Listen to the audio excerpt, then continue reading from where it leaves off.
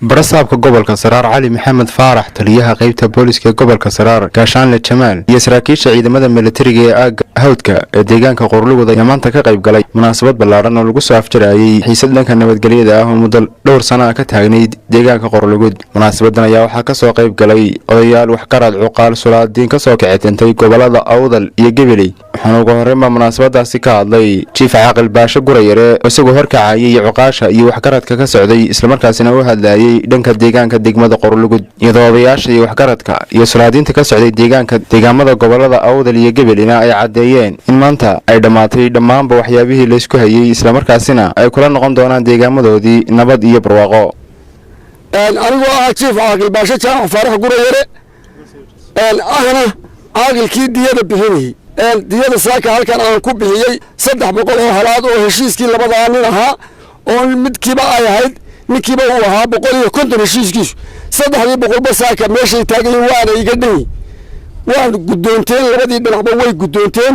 waan uga mahadnaqayaa sida wanaagsan ay u guddoonteen sarkaale saaka aanu diyada halkan lagu kala guddoominayo hal shaqale intaaba waxaanu fariin dheer aanu ku gaarsiinayna mar haddii laga heshiiyay oo beelay ay heshiiyeen diyadiina la kala qaatay oo saaka aan waxba la iskaga lahayn iyagana waxaan arrinta ay u xidhnaayeen ay tan ahayd oo dhacdadu tan ahayd iyagana waxaanu ka codsanaynaa in loo sii daayo raggaas codsi weeye qofka marka qof ka dhinto weligiisa waxay bannaan wadooyin badan diintana waa waasic oo ciid badan ma waan adeelna kullay si lagu horeeyay waa kalaanba baxnay si wanaagsan baan u kalaanba baxnay wax adduunyada wax walba waa ka dhacaan dadku waa isdilaan laakiin qiimuhu waxa weeye sharaf lagu kalaanba baxo horta sharaf baan ku kalaanba baxnay idinkana waa aad iyo aad baan soo dhaweynaa fagaare aan ku kalaanba baxnay in midna taaganahay waxaanu sheegaynaa dadka Soomaaliland oo shaashadaha laga daawan doona halka inuu gobonimo ku kalaanba baxnay maadaama dhibaatada ay badatay waxa weeye idinka laftiina la bari sameeya isa saamaxa waxa ka la bariya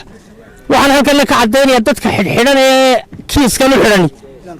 hawsha waa laga heshiiyay annagana nooma xidhna fasax bay laga yihiin. ugu dambeyntiina barasaabka gobolka Saraar Cali Maxamed Faarax ayaa odayaashii waxqaradkan kala duwan ku bogaadiyay sida wanaagsan ee arrintooda u dhameysteen isla markaasina ay soo siiyeen dhammaanba xoolihii ay isku lahaayeen. ma hadlay noo dhameeyay arrintii waxaan mahad celinayaa dhinacyada diyada qaatay ee muddada dheer ka yimid Awdal ka yimid Gabiley ka yimid isu soo xilqaamay iyo cidda gobasha dhigtay nabadda waxaan ugu mahad celinayaa waxa weeye balankii ay galeen way fuliyeen gobashii ay dhigeenna way oofiyeen qoladii u timidna way ajiibeenoo annagana markii aanu soo dhex gallay wayna karaameeyeen sidaa buu sheegay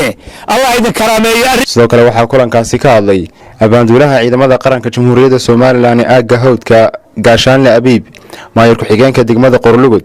cuqaal iyo waxqarad kale oo ka tirsan deegaanka Qorlugud kuwaas oo dhammaantoodba ku dheeraaday muhiimadda ay nabadgelyadu leedahay. Jaamac Boodacade TV qaranka Soomaaliland aynaba